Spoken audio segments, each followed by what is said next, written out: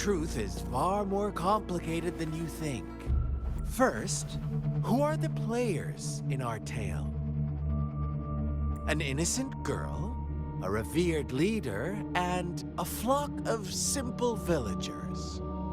Next, what makes up our main plot? False devotion, fleeting kindness, collective deceit, senseless killings, and the one vulnerable soul pushed onto a path of destruction by the masses. Now, Rover, the story is yours to spin.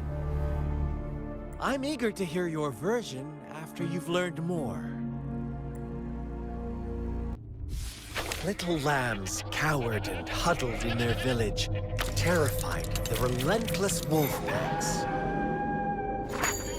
Until a shepherd arrived, bearing the gift of wishes and providing shelter and sustenance.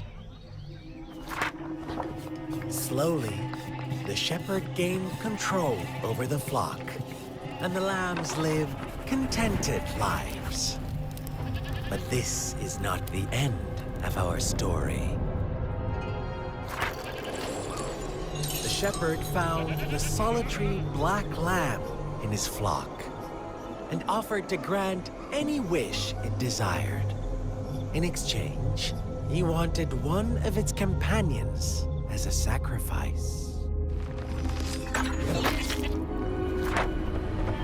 The black lamb refused, and it was shunned by its flock, left without shelter or sustenance.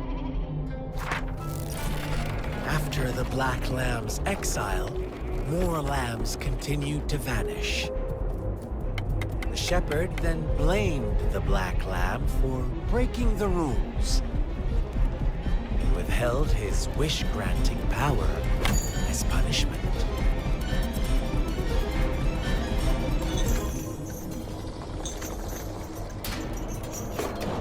From the very beginning, the lambs knew the risk of making wishes. They too could become sacrifices for those of others. But they always believed it wouldn't be them.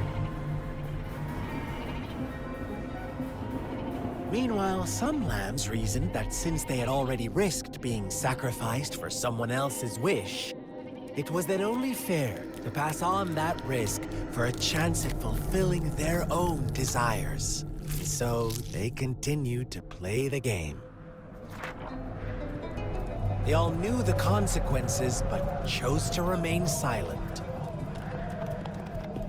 Fearful, yet greedy, they followed the shepherd's orders and made wishes again and again, until one day, a brave black lamb spoke up, shattering the flock's facade, their illusion of a peaceful and happy life.